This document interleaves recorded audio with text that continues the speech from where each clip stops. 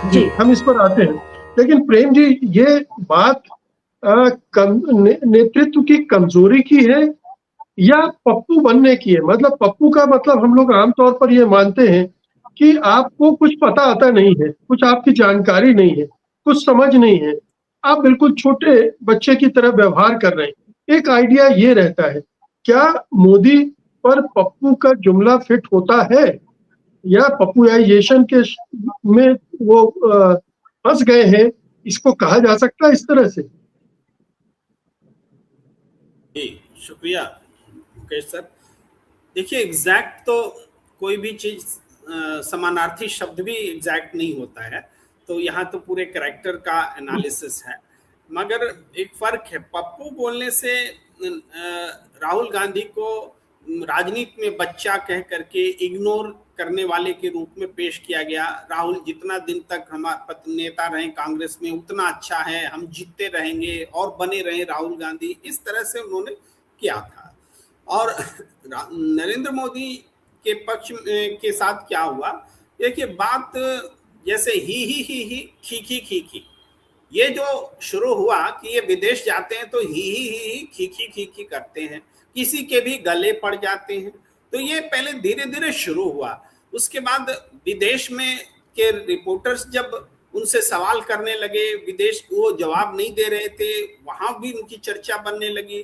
फिर ऑस्ट्रेलिया में भी, न्यूजीलैंड में भी देखा गया कि रिपोर्टर्स कह रहे हैं कि इनके लिए जो अवभगत करने वाली, विश्व गुरु बोलने वाली जो टीम आती है उसको चॉपर से लाया जाता है और बहुत खर्च किया जाता है ब्रांडिंग के लिए। ये चीजें जब सामने आने लगी तो इसी बीच वो बाल नरेंद्र जो टर्म आया इस आंदोलन में, इसका दरअसल ये टर्म तो बहुत पहले से फ्लोटेड था, लेकिन बाल नरेंद्र बोला जाता था कि नरेंद्र मोदी की जीवनी जो कि बहुत प्रेरणा वाली थी, साहस वाली थी, उदाहरण देने वाली थी, 2014 में लिखी हुई पुस्तक थी। तो बाल नरेंद्र को वो बहुत सम्मान के साथ में वो पुस्तक बेचा करते थे, नरेंद्र मोदी का पर्सनालिटी डेवलपमेंट के लिए, उनको उनका चरित्र चित्रण के लिए। लेकिन इस बीच में जो ये बनना शुरू हुआ, और ये सही बात है कि सबसे बड़ा जो सदमा बीजेपी और 56 इंच की छाती वाले इमेज को लगा था, वो ऑपरेशन सिंदूर के बाद जब डोनाल्ड ट्रंप ने कहा कि हम इसको रोक देते हैं, तो पूरा देश स्तब्ध रह गया था। उसके बाद समय लगा उसका काउंटर करने में। तो उस समय से 56 इंच पर जो इफेक्ट पड़ा वो फिर विभिन्न घटनाओं में दिखने लगा। और ये इन सब के बीच में जो डोमेस्टिक पॉलिटिक्स राहुल गांधी ने मजबूत की, और संसद से अब भगोड़े के तौर पर भी उनके नाम पर चस्पा हो रहा है कि भगोड़े हैं, ये भी नई शब्दावली है। तो एक शब्द नहीं, कई एक शब्द हैं जो कि पहले जैसे ये कहा जाता है तो भगोड़े हैं, तो ये होता था कि मुद्दों से भाग रहे हैं, यानी वो पर्सनल अटैक नहीं होता था।